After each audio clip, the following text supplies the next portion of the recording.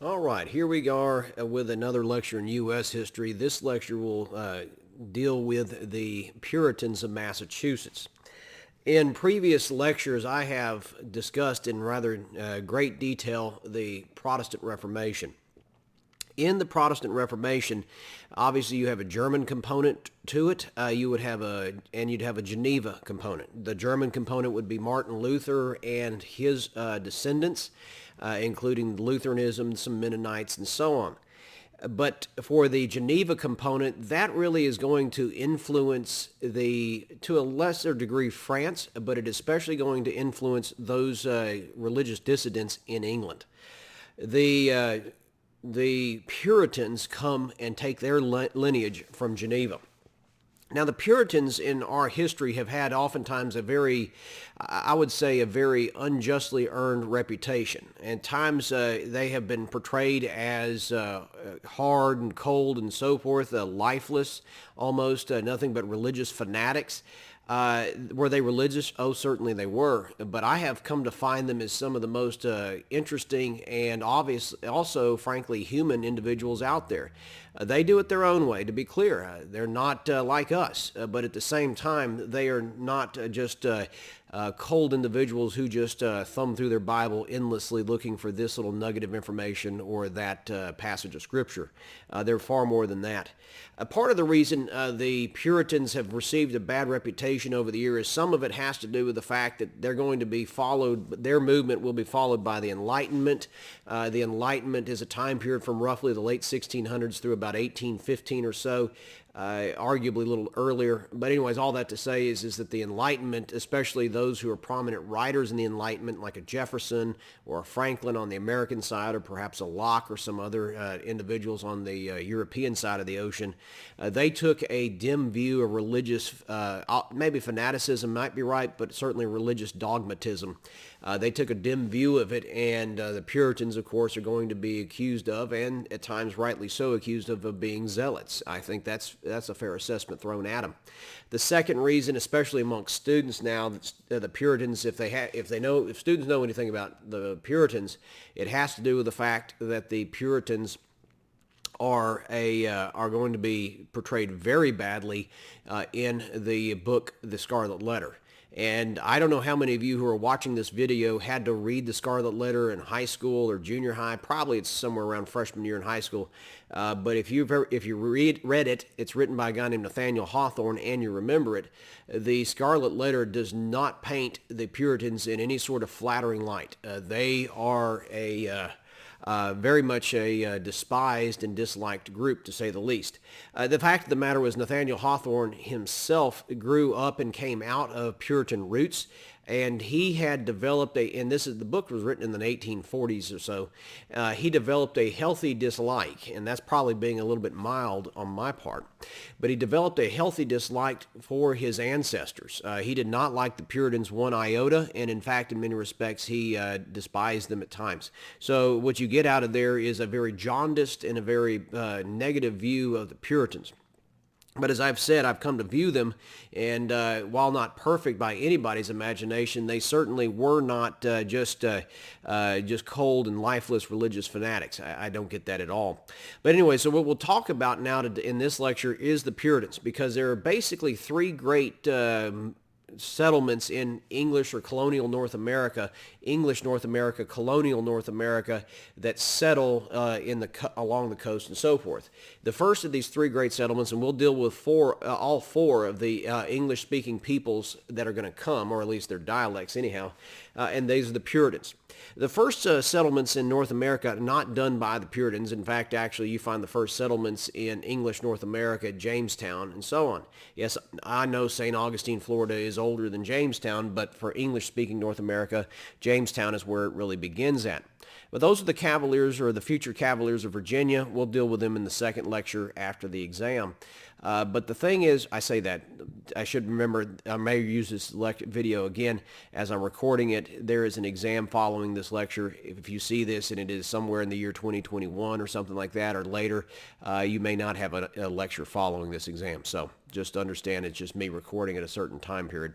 Anyways, all that to say, though, is that the Puritans are the first group up. And they start to come in large numbers to it'll be Massachusetts and Connecticut and to a little bit into the coast of New Hampshire in the 1630s. Yes, you've had the Pilgrims before them, and the Pilgrims were separatist. So we'll deal with that rather quickly. The Pilgrims, some of whom you may have played the role of a pilgrim or a Indian in high school as kindergartner, and I don't even know, maybe they don't even do that anymore, but they did when I was a kid, and I've had students said, yeah, they still do it. So some of you may have played that role there. And so are you wondering, are the Pilgrims and the Puritans the same? The answer is not exactly. The Pilgrims were far more separatistic. The Pilgrims were far more break away, break off. They were not looking to reform society. Hence, for the word Puritan, the idea of purifying society, they weren't so much in favor of that, but they were basically trying to separate from society. And the Pilgrims are going to set themselves up in Plymouth, Massachusetts. Later on, when the Puritans come in mass numbers, the center of gravity of Massachusetts moves away from Plymouth easily and moves to Boston, which is the kind of the hub by which all of Puritanism revolves around. Some historians have said that when the Pilgrims were overrun by the Puritans, then the Pilgrims were nothing but poor individuals anyways. Some historians can get kind of snobbish, and they basically said Plymouth was nothing more than a backwater. Maybe true. Probably not, but at the end of the day, they are a small group. And when we talk about the Pilgrims, I will say this. A lot of the Pilgrims, the story and the interest in the story builds up not in their time period, but certainly during the 19th and early 20th century. There's a whole lot of mythology, American mythology, that wraps itself around the Pilgrims that land there at Plymouth Rock. But for us, we're really more interested in the Puritans because they come in much larger numbers. You're going to see thousands of Puritans land and come ashore and build a life or start to build a life in North America, in Massachusetts in the 1630s and early 40s. Eventually, some of those Puritans, by the way, will make their way back to England, and I will probably leave this to your reading assignment, but there's going to be a civil war, in effect, a religious civil war in England in the 1640s that is going to culminate with the coming of Oliver Cromwell as the Lord Protector and the execution of Charles II, who was Charles I, not Charles II, Charles I, who was the king. So you'll have some regicide, and the Puritans are going to form an army in England, and they're called the Roundheads in England at times. They are a dominant force, and frankly, there are a good number of Englishmen who do not like the Puritans because the Puritans upset the proverbial apple cart quite a bit. Anyways, and if you're Irish, you may not like them either because there's some discussion about what Cromwell did in Ireland. But all that to say, though, is that in North America, the Puritans are going to set themselves up, and they come here not for a full belly. They're not coming here for economic reasons, and many of you already know this. They are coming here for religious liberty. They are looking for a territory to set up their proverbial city upon a hill. Winthrop's a very famous phrase, the city upon a hill. Now, one of the things I want to deal with when I talk about the Puritans and religious liberty, I want you to understand this about them, and you may think this is hypocrisy. I think that's overly harsh judgment considering what they understood and what they were up to and what they professed. They are looking for religious liberty for themselves. To be clear about this, they are not looking for religious liberty for all. There are very few colonies in the colonial period who fill in to that slot. Most of them don't. They are either Catholic in the case of Maryland.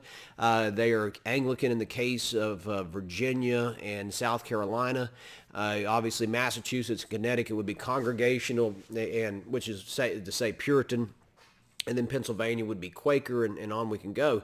Very few of the colonies would promote what we would understand as full religious toleration of varying sects and beliefs, or no belief.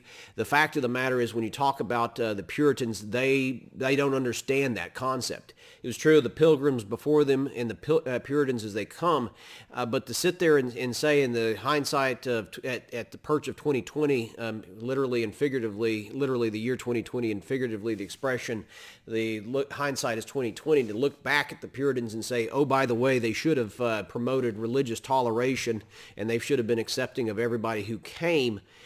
Yes, in a sense, that is, I think, philosophically, notionally, perhaps fair statement. In a sense, you want to believe that everybody, within probably a few exceptions, I would say, human sacrifice being the big one, but religious toleration and liberty, I think that's a good idea, and I'm in that sense a child of the Enlightenment. But the Puritans were not children of the Enlightenment because it hadn't happened yet, and they did not believe, like Europeans and Englishmen did not believe in just the fundamental idea of toleration, of everybody can worship as they see fit. They don't do that. They're not looking to create that. They're looking to create their version of the correct church, their version of the proper society, and they have other people living among them. But at the same time, they are pretty rigid rather, and fundamental in what they're up to. And they're not hypocrites for wanting to do that because they never hid what they were saying. You may disagree with what they were up to, but to call them, as I've heard over the years at times by students and some other people who thought they knew, said that they were hypocrites, I just don't buy it. A hypocrite to me would be somebody who says, I believe in religious toleration for everybody, and then when they get here, they don't tolerate anything. The Puritans said, we believe in religious liberty for ourselves, for others, never mind. But they understood themselves to be the right church, or the right understanding of ordered society. But as we go through this, we need to remember that they are here for that holy experiment, as they the city upon a hill. And the thing is that Puritanism in its pure form, or at least its purer form, lasts in Massachusetts for about 50 years, maybe 75 years. From about the 1630s to about 1700 roughly, and probably arguably a little earlier. It's the golden age of Puritanism, if there is such a thing in Massachusetts, or for that matter, Connecticut, or for that matter, the coast of New Hampshire. And by the way, just so I'll say this quickly, and it'll come up later, excuse me, in another lecture, or just I'll just mention it offhand later, is that when we talk about Puritanism, and Massachusetts, it's fair to remember that Massachusetts administers Maine. Maine is not a colony. Maine is not a state until 1820, and the Great Compromise of 1820 takes care of that. So Massachusetts is, like I said, the hub of Puritanism. It breaks down, I will say this, probably reiterated at the end of this lecture, that Puritanism breaks down because of the great trade that's going to be coming across the Atlantic Ocean as the 17th century unfolds. Just as a reminder, if you're not familiar, when I talk about centuries and saying this unfolds and that unfolds, the thing is that the 17th, when you say 17th century, you mean the 1600s. Just keeping that in back of your minds. Like right now is the 21st century, we're in the 2000s. Okay, so they set up shop. To come to North America, and these are some things, I'm going to probably ask you a battery of questions when I get to an exam that would deal with this subject. But when I'd ask you a battery of questions, one of the things to keep in mind is that not all of these groups come for the same reason, and they don't all represent the same sorts of people. There is not an equal distribution of the folk. They're not from the same social strata and so on. Heck, they're not even from the same geography of England. I'm not going to get into the weeds into the geography of England. They don't come from London for the most part, is my point. But when it comes to these Puritan settlers, I think it's worth remembering, number one, they are coming as family units for the most part, especially the early decades. They come as a family unit. Mother, father, sister, brother. They put a heavy emphasis on family. They make a big deal about family. That is important to them, and they promote it quite liberally. So you're going to have that idea, we need to bring the family with you. Now, the older folks stay behind oftentimes, and not all Puritans are going to come to North America. So we're clear about that, of course. But thousands do. So you're going to have the mother, father, sister, brother idea. There are some single individuals who do come to North America, but many of them are going to get married very quickly when they get here. So the Puritans, by the way, were not comfortable with singleness.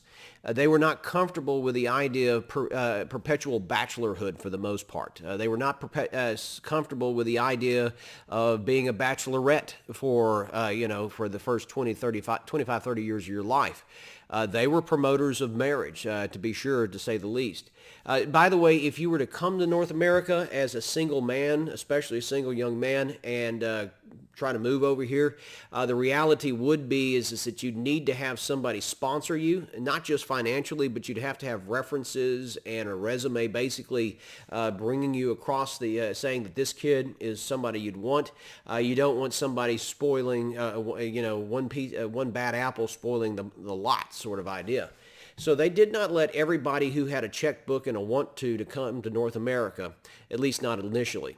But as I said a few minutes ago, the great port at Boston is going to help diversify and break down Puritanism probably faster than it would have otherwise. I think it would have broken down in just a matter, I think the great port, meaning people come in and go in the trade of goods in and out of the port of Boston, helps speed the process along. So anyways, some single people do come, but they're expected to be married rather within basically the first year that they're here. So they're not expected to be single forever or anything like that. So something else to keep in mind too, that when they do come, they are middle class. This is not a cross section of English society. This is not the very wealthy or the very poor coming. This is not the very poor coming. This is middle class. A lot of merchants, a lot of educated men. And remember this about the Puritans, as I've alluded to and said in previous lectures to you. The Puritans are going to take their theological and basically their community understanding of what they are and who they are from the Calvinists. They are Calvinists. They're five-pointers. They believe in the total depravity and everything else from there. Their preachers are trained by people who had been trained or had been themselves trained by people from Geneva. Their Bible is the Geneva Bible, all those sorts of things. So they orientate themselves toward Geneva, and it's fair to remember that literacy in Puritan Massachusetts is far higher than it would be, say, in the hills of Tennessee 150 years later. Because just what is the purpose here of the society? It is to build a holy society to a degree at least, and you're going to do that by reading the Bible. Good Protestants read the Bible, as they say. Excuse me. So anyways, these Puritans, they are very literate, and they keep wonderful records. They are big readers. They are big writers.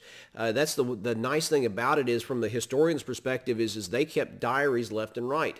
They wrote lots of letters. Now, was the spelling perfect and immaculate? Yeah, not really. But at the same time, far more of a paper trail, let's say it like that, than what you find with some of these other groups that are going to come to North America. So anyways, English North America populated by the Puritans, and when the Puritans get here in the 1630s, you got to remember you've had about 100 years of European contact on the Western Hemisphere, about 120 years really. But the epidemic epidemic diseases that is going to decimate North America and decimate the Indian tribes of the Western Hemisphere had reached Massachusetts and New England by the 1630s.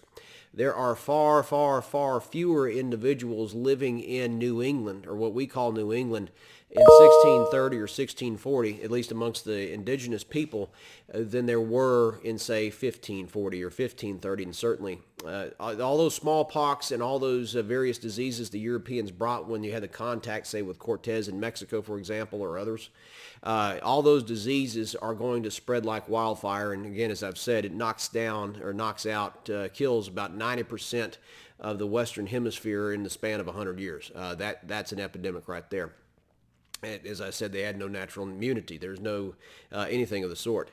So anyways, as we go along, the thing to remember is that Massachusetts, while there are Native Americans and there are tribes in Massachusetts and New England, far smaller than they used to be, which allows the English to set up shop and produce a beachhead and put roots in Massachusetts much easier than it would have been had you had a full complement of indigenous people there. It would have been much harder.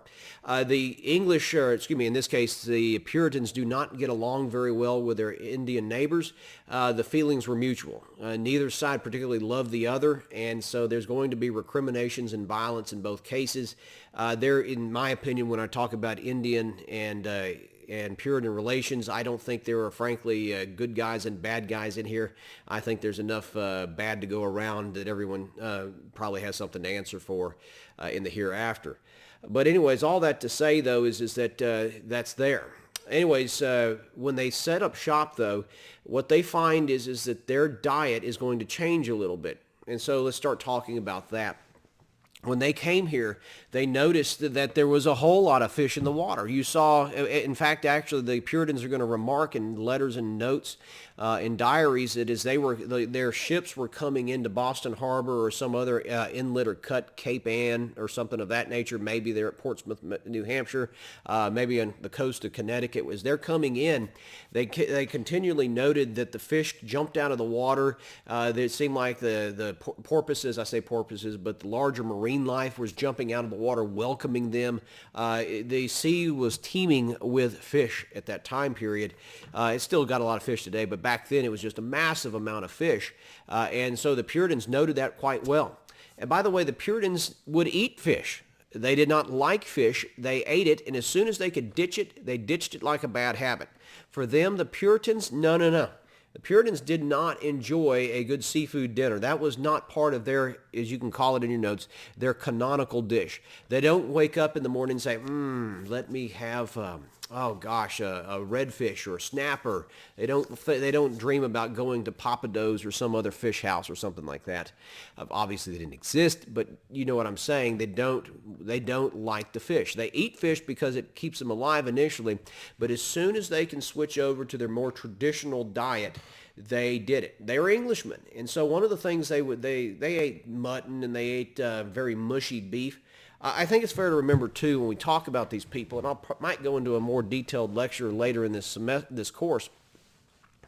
But these individuals who are coming to North America, many of whom are going to start losing their teeth when they are in their teens and 20s, whether it's because they got into a fight, but more likely it had to do with the fact that they were just didn't have good dental hygiene.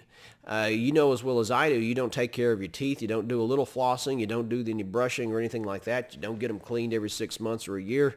Quite honestly, you start losing teeth. And that was true in America all the way up into the mid-20th century. I mean, just 50, 70 years ago in our time, starting to lose his teeth at age 30 or 40 was not uncommon.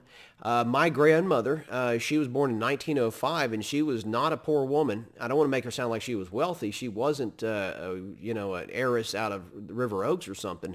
But she was a school teacher. She had some money. Her husband, my grandfather, was a cattleman, and they had the money to go to the dentist, and they did. But they grew up in a time where, and before they came into a job, she had 20, 25 years under her belt where she probably did not have a whole lot of dental work done. Or you just didn't have the money to have dental work done until you had an abscessed tooth, and they pulled them. So it was not uncommon into the 20th century and as late as the mid-20th century to have people who were missing half the teeth in their head. And some people just had dentures put in shortly, somewhere around my age, and I'm 43 at the time of this recording. Well, anyways, all that to say is that these guys, these Englishmen, and it would have been true for anybody back then, but these Englishmen, a lot of them are missing teeth. And what teeth they have, some of them might be a little loose and certainly not going to be pretty. And if you ever see the problem with modern movies, if you wanted to be really historical about it, is their teeth are too pretty. That might disgust some people, but if you wanted to be super historically accurate, you need to have teeth, unlike mine, which are all natural, you need to have people missing teeth. So that's why you would have those mushy meats. That's why you would cook them down and boil them down, is so you can actually consume the meat and the flesh. But also the Puritans loved baked beans. That was if you wanted to say what really got them going was a baked bean diet. I mean, it was really probably a very healthy and a very good diet compared to anything fried or fricased like some of the other tribes, other Englishmen will do. But sure, I mean, they did that. They ate beans, and even the more I say fanatical, maybe that's right, but the more devoted of the Puritans to the old ways of the old homeland, they would kind of make a point to eat cold beans, cold baked beans. I mean, you talk about things that just kind of, this sounds disgusting to me. I like beans, but dang, I always thought it sounded kind of depressing. But for them, that was kind of their canonical dish. So when you looked at them, they did not enjoy the seafood, and they did eat vegetables when they could grow them and all that sort of stuff. They canned stuff. But for them, cold baked beans was kind of like the sine qua non, the best of the best for them. All right, so their diet's taken care of. Now let's talk about their social habits. And we talk about this, I guess we could start off with their marriage habits. For their marriage habits, it's fair to say when it comes to the Puritans, the Puritans are not believers in they are not believers in arranged marriages. So I want to stop you right there. If you thought the Puritans did not believe in arranged marriages, or rather they did believe in arranged marriages, that is wrong. I'm looking over here at something I need to fix. There we go. And busy. All right. So the fact is that they did not believe in arranged marriages. They believed in what you can call in your notes kind of a love match. They believed in a love match. Depends on who you exactly read, but the thing is that they believed that you needed to get married and get married at a young age. I've seen it as the average age as low as 16. The others say it's closer to 18. Point is that the Puritans believed that a marriage was a good thing, and more particularly young marriage was a good thing. Many of you watching this today, if your parents came to you, or rather if you went to your parents and said, Mom, Dad, I'm getting married to Joe, or I'm getting married to Teresa, or whoever it was, and you're 18 years old, your parents would have an intervention. Some of them would jump out of windows, throw you out a window, maybe throw Joe out the window. So, I mean, there would be a reckoning in the family. How dare you get married so early? The Puritans thought it was absolutely unrealistic for a young man or a young woman not to get married. And the reason being has to do with the issue of sex. One of the common misconceptions about the Puritans is they were cold not just in their general lives, their outdoor lives, that all they did was grab a Bible and thumb through it and just paw at it, I guess. Surely they were people of the book, but one of the things also you get the impression, and I think Hawthorne does this a little bit with his not so good book, The Scarlet Letter. It basically makes it look like they were opposed to sex, opposed to having marital relations or any sort of physical relationship. That's simply not true. The Puritans I know, they were rather red hot. And you say, well, how can you say that? How do you know? Well, one of the ways you can look at the healthy marital life, and that's a euphemism in a sense for the bedroom habits of a community, is how many kids do they have? Now, this is all before prophylactics, pills, or any other things that might tamp down on the birth rate, or those sorts of things there. The fact of the matter is that the Puritans, they would average, depends on the county or the territory you're looking at in Massachusetts, they averaged anywhere between 8 and 10 or 11 live births per woman in her lifetime in this era. And if you think about that, that's a whole lot of kids. Even if half the kids, you understand this, is that infant mortality can be high in this era. Infant mortality sometimes was a lot lower in Massachusetts because it was frankly healthier even if it was cold. But infant mortality in the first year could be up around 50%. But say, what if eight of those 10 kids lived to adulthood? You got big families. And obviously something's happening here because babies just don't show up because the stork flies by one evening as they used to do in the cartoons. But the fact of the matter is that if you're having that many kids, you're okay with it. In fact, actually, to say this better, the Puritans were not just okay with physical marital relations in the bedroom. They were okay okay with sex amongst in there. In fact, they would argue it was part of a healthy relationship. And back to the issue of getting married young, and I'll explore this idea of sex and marriage in a second. For the Puritans, they did not believe, in fact, you can put this word in your notes, because the Puritans, they had hang-ups with the Anglicans religiously, which is the Church of England, and the Puritans disliked, if not outright despised, the Catholics. They did not like Catholics. In fact, a phrase that they would use as a slur, they would throw it around, and they did not mean it as a compliment. They would use the term popish. That so-and-so, or rather something that somebody was doing was popish. And so if they said popish, they did not mean that as a compliment. It was popish, meaning like the popes would do that, or the Catholics would do that. They were not in favor of a long celibacy in life. They were not in favor of that. That is not to say that they would encourage young men and young women to sow their wild oats or anything of that nature. They didn't. They would quite aggressively, and that's saying it in a way, but they quite aggressively would repress the sowing of wild oats, one of which, of course, can be sex. And when it comes to sex, the Puritans said it is unreasonable for an 18-year-old or a 17-year-old or certainly a 21-year-old to be expected to be celibate all those years. He has, or she has, so we're clear about this. It's a two-way street in the eyes of the Puritans. They have drive and desires that they need to release. And they need to release that in the form of marriage through, and the bedroom, the marital bedroom. They need to have sex in marriage. It's good for it. And so they encourage their kids to get married at an early age for that reason. Don't wait. And so that's a big reason why you see them getting married at such an early age compared to, say, the Virginia Cavaliers, which we'll deal with in a later lecture. So they did not have the hang-ups with it at all. In fact, to say this a little differently, they did not. They allowed for divorce in limited situations. They allowed for divorce in. So we're clear about this. Marriage, by the way, I may have said this before to you. Marriage for the Puritans is going to be a civil contract. It's not a civil covenant.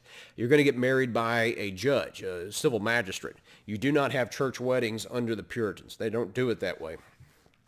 Because the Catholic Church does it one way, we do it the opposite sort of thing. And so for the Puritans, they would allow divorce. But it was not willy-nilly divorce. It would not be one of those things where, like, well, I need to trade in my model and get me a new model. And I've heard people use that expression before, and it's horrible in my opinion. But I have seen versions of that in life. You will too if you haven't already. The fact of the matter is that when it comes to the Puritans, they weren't in favor of divorce. They did not allow divorce legally for that reason. They allowed it for a handful of reasons, though. One of which was adultery. That makes sense. That's fairly easy to defend on the Bible. Another one would be abandonment. If a spouse abandoned the other, and I don't mean like went off on a long dove hunting weekend and boy, that's abandonment and away I go. I need to get me a divorce. No, I'm talking about a year or two of abandonment sort of territory. It's a lengthy process, and there's no the spouse won't come back. In addition to that, barbarity, which I mean by spousal abuse, and you'll see it in the court records up there. Husbands or wives sometimes would abuse the other, and it's not common, but barbarity would be that. And also occasionally, and it's rare, frankly, but the refusal of a spouse to have sex in the marriage, during the marriage, would be grounds for divorce. They just considered this that important of a deal. And so and again, this doesn't mean that one spouse says, "Not tonight, honey," and then the other that was rebuffed goes running down to the courthouse to get a divorce. I don't mean that, but say the span of a year or 2 years and that sort of thing, that would be grounds for divorce. So that's all in there. It's part of their doing. And by the way, when it comes to marriage itself, the act of marriage isn't just getting married in a civil magistrate. I want you to put this in your notes. It's really kind of a two-way street. It's kind of equality-minded in a sense. It's not a strict equality like you find with the Quakers or, say, in a more modern setting today. But what you find with the equality is that they want a love match. They want a love match. It's not an arranged marriage. That doesn't mean for two 17-year-olds or a girl who's 15 and a boy who's 18 or 18 and 16 or whatever the relationship would be, for them to go off in the evening together and, spend the night together and, hope for the best. It's going to turn out well. Because they do subscribe to the idea of devil's hands, or rather, not the devil's hands, idle hands or the devil's workshop, itchy, twitchy fingers, whatever. It's unrealistic to expect 15-year-olds or 18-year-olds who are coming into their prime physically and sexually, frankly, to keep their hands to themselves. And so what the Puritans would do, and they developed, was a dating and courting ritual. They would practice the bundling board, which would be basically they would take a potential pair, and they would place a board between them, and they could speak. They are bundled up kind of like they were in swaddling clothing, just maybe like you were bundled as a little child, so you wouldn't thrash about. And so they did that. And so in addition to that fact there, they also allowed people in the room as the courting would go on, grandparents or parents or officials or whoever. However, you may be thinking that's strange, and it may be to our modern ears, but they also wanted it to be a secret and a private conversation between the two potential mates. And so they would produce, they developed or built really primitive earphones. So you could speak into a mouthpiece, and your potential partner would have, your spouse would have an earpiece, and you could hear it, and they could talk back and forth and whisper sweet nothings in each other's ears while people are in the room, assuring everybody's purity is good, yet there's going to be a love match. And so it's an elaborate process, frankly, and you might say a bit strange, but they would go to quite a bit of different distances to do that. And so, when we talk about this marriage part, it's fair to remember is that the Puritans, because they're Calvinists, because they come out of this 5-point idea, they don't believe in the goodness of man. They don't believe that man is a blank slate or anything of that nature that you can just scribble onto. They believe that man is depraved. And so when we talk about the offspring of the Puritans, the children of the Puritans, it's fair to remember how they view little children. And they view children as little hellions, just little hellions who are full of sin, little savages, as I've heard one person put it one time, little savages who need the corporal punishment. They were believers in corporal punishment, and some of you know exactly what I mean. That say you screwed up and Dad walked into the house and out comes the belt because you had vaccinated tires on a truck or something like that and put about half a dozen of them down, and you heard the belt go whoosh, and you knew you were going to get a whooping. Others, it wasn't Dad who gave you a whooping, but it was Mom who took the wooden spoon or the paint paddle or something like that and gave you a thrashing, to use John Rockefeller's phrase. Others, of course, who are watching this may never have been spanked by their parents, and they took a different tact. But not these fellows. These Puritans would believe that spare the rod, spoil the child sort of idea. And so they did that. They practiced what they preached. And in a sense, you're breaking the will of the child. I will say it like this, because remember, that little kid is a totally depraved sinner. And in a sense, and I got to be careful how I say it, but I've said it before over the years, I'll say it again. I use it a little tongue in cheek when I say beat the hell out of your children. I don't mean that literally, but I do mean that in a theological way. You need to drive the wickedness out. So they broke the will of the kid and then rebuilt the will in the manner that which they believed. And not everybody who's coming to English North America is going to do that. In fact, most won't. But it produces a certain type of stoicism and hardness on the Puritan side. Yet at the same time, they can be awfully warm and inviting. It's kind of an interesting dichotomy to look at. As far as their kids are concerned, let's say what do they look like, and we'll talk more about the kids in a second. They wore not black and white. So understand this. The idea that you may think of that the Puritans wore only black and white, and again, they only grabbed their Bible and just looked at that and nothing more, that's not true. That's just simply not true.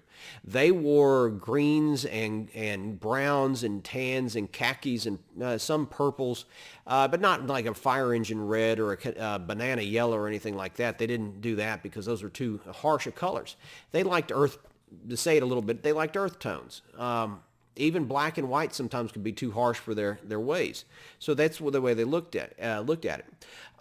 Generally speaking, they allowed alcohol, but they didn't drink too much. They were not full-on teetotalers, but at the same time, these Puritans, they did not countenance drunkenness. They did not allow beer joints willy-nilly. It would scandalize them in a great deal to have, say, Northgate right off of Harvard, which is a Puritan school. But at the same time, there were occasions in the golden era of Puritan Massachusetts where drunkenness was okay, and that was at a funeral. Funerals took place, of course. You're going to have them. It's just one of the sureties of life, as Franklin supposedly said, death and taxes. And so what happens is that what the Puritans are going to do is the Puritans are going to have a quick funeral. It's not an elongated process like today. Where if you talk about a funeral, oftentimes the person dies on, say, a Sunday. You're not burying until Friday or Saturday, so about 6 or 7 days. Even in my lifetime, I've seen that taking place. When I was a boy, someone died on a Sunday. They're burying on Tuesday or Wednesday, and Thursday was considered too long, but that's since changed. In addition to the fact, far many, especially in cities like many of you come from, where you have cremation, the burial of ashes or the spreading of ashes, however it's exactly done. Still out my way, it is a bodily burial. And in the case of the Puritans, that's the way they buried, bodily burial. They would open the grave. It would be the next day. They would open the grave the next day. If they could pull it like this, at least no more than 2 days, they would commit the body to the ground, cover up eventually, and then move on. But everyone was stoic in a sense, that stiff English upper lip, as it used to be called. And then after the funeral was over and after the body had been committed to the ground, though, by the way, the body or the grave was still open, then the alcohol came out. And for some of you who are watching this, that reminds you perhaps of a funeral that you attended in your own family, where everybody was stoical. There was some tears. Maybe a couple of members really broke down and cried in the funeral. But when you got back to Grandma's house, because Grandpa had already died and Grandma was the last one, you got back to Grandma's house, or you got back to so-and-so's house. The family did, and a few friends, the close friends of the family, and there you got together, and out came the Jack Daniels, out came the 12-pack of beer, out came the alcohol, and the stories started to flow, the tears flowed, the laughter flowed, but alcohol was there. That's the Puritans do the same sort of thing. Also, perversely, and this is why Hawthorne never particularly loved his ancestry, is that the Puritans at times too could be a little bit morbid, a lot morbid. And so they would take their kids, especially the boys, and they would take them, a devout Puritan would take his kid by the hand and take him to the open grave and take that boy's face and push it down into the open grave. And this is after they'd sobered up, of course. And by the way, when you're talking about sober, 90-year-olds and 9-year-olds could get drunk. But they would take them to these open graves in a way of rearing the child. You would point them into the grave and say, consider what could happen to you today. And they called it daily dying. It could be a scarring experience to look down into an open grave on a repeated basis, or at least a common basis, as a child. And they did that. And so their death practices are unique to the other Englishmen who are coming. Their marriage practices are their own. And when they build, they are a culture built around church. And so by the way, before I get to church, which is the high point, it is fair to remember they are not big on gaming. Oh, they hate games. They hate games in the sense like gambling. They hate gambling. They will righteously punish gambling. Ain't going to be no Vegas type stuff operation in Puritan Massachusetts or New Hampshire. They hate, and the right word is hate, they hate games that you can bet on, like horse racing or cards or stuff like that. They allowed baseball, and frankly, the primitive version of baseball is found in Massachusetts or New England in this time period. They allowed for some games, but there was an allowance for that. But they did not want to waste time. Oh, by the way, they should say that time. They were punctual. They believed on making use of time. They do not waste time. Read a lot, not just the Bible, but read a lot. And oh, by the way, they were famous joke tellers. They were storytellers. And some of those stories could be quite risque. They were not always just happy moral stories that come from the Bible, though that's part of it, sure. But they will tell stories that sometimes you look today and like, what, sort of thing. Anyhow, all of which is to say is that they were complicated. Now to the high point of their existence, and that is the issue of church and the issue of worship.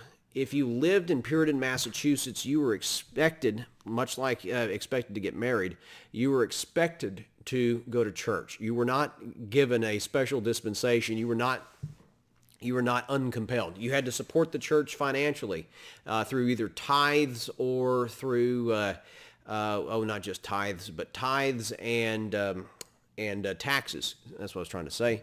But you're expected to go to church. You're expected to financially support the church, and going to church was a all-day affair on Sundays. Sundays were the high holy days for these Puritans. And the type of church they went to, put this in your notes, were congregational churches. Congregational churches.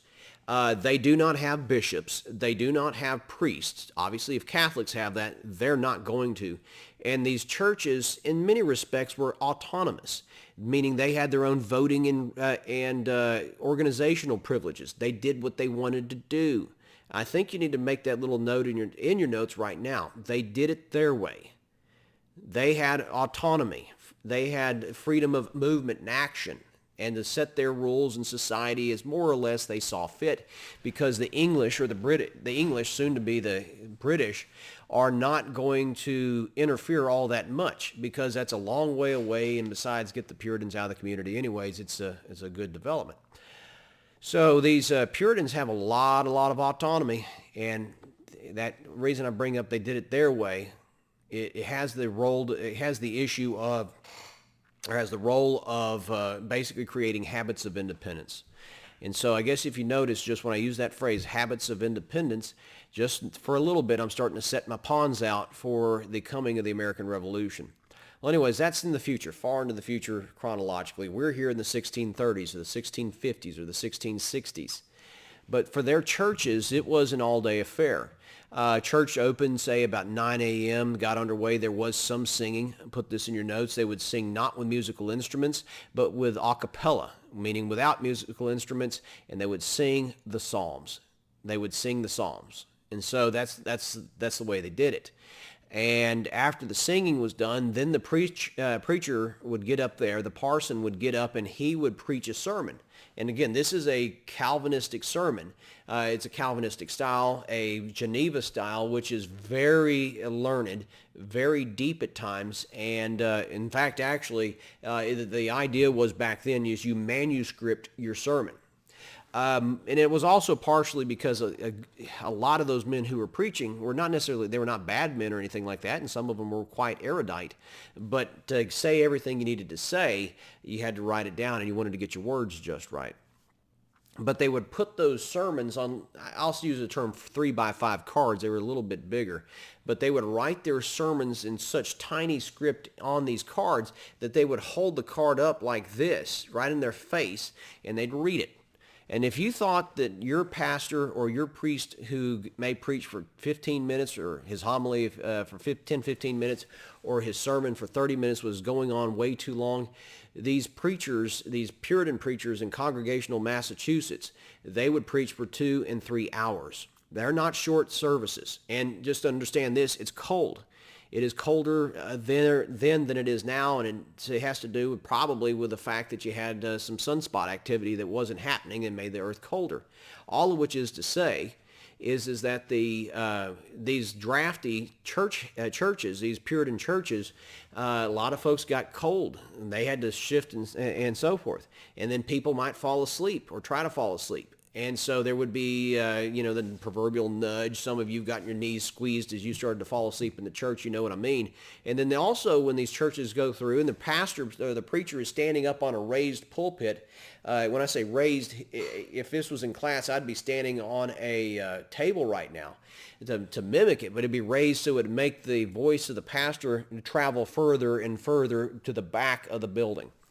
All of which is, again, to say is they've got a particular setup. And oh, by the way, on the pulpit, they'd even have an all-seeing eye, which is to remind the congregation that God in his omniscience sees all and knows all of what you're up to. Oh, yeah, and there are elders out in front to watch the congregation to help people stay awake. And that's 3 hours in the morning, so from 9 to noon. They'd break, have lunch, and then somewhere around 2 or 3 in the afternoon, they'd come back for an afternoon session. Maybe not quite as long, but certainly not short, and they do it all over again. And so for some of you are thinking that right there would be the deal breaker, and off you'd be done. So, and for some people, it was the deal breaker. They weren't that committed.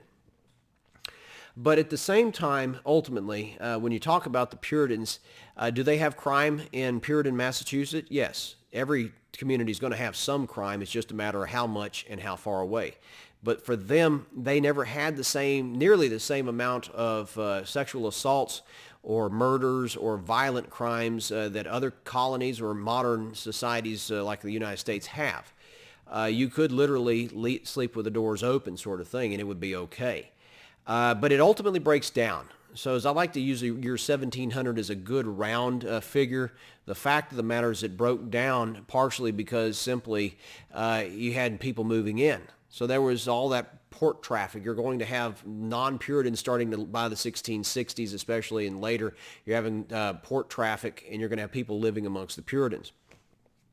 In addition to that, you're also going to find, too, something else that's probably just simply more human about why did the pure form of Puritanism break down in Massachusetts.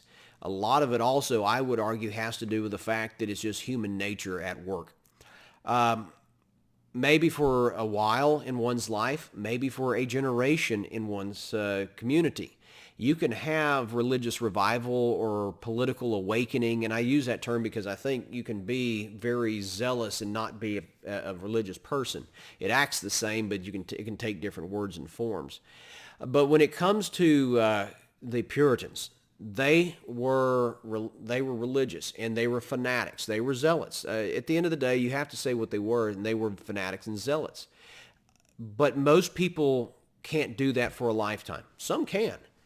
And then some, after 10 years or 20 years, start to fall away. They may not lose their faith. I don't mean anything that dramatic, but they just simply cool off.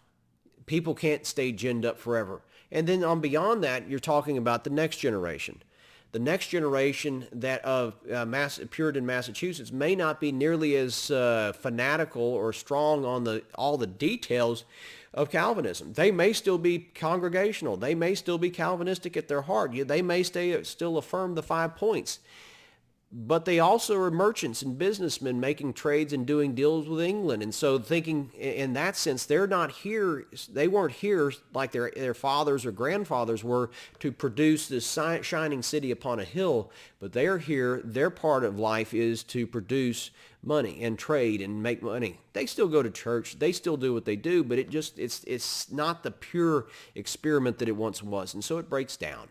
So you get all those things put together, but all of which is to tell us, though, is they're extraordinarily important, though. Even if they do ultimately, their community breaks down and the great city upon a hill experiment never takes off like they expect, at least in the sense that it translates out into the greater world, but the world comes to them. Yeah, the fact of the matter is that they had their issues, but these Puritans and their descendants are going to be some of the most important characters in the history of the United States. Out of these descendants, you find people like John Adams, who's a founding father, John Hancock, and so on. And on we can go, even if they themselves weren't strict Puritans anymore. But they are the seed of Massachusetts, Connecticut, New Hampshire, and points beyond. They're the seed of New England, and they're going to have a part to play, a large part in our history, their descendants particularly. Well, that's a good place to stop. I'm out of material anyways, and it's 52 minutes as I can see on the counter. We'll catch you for the next lecture.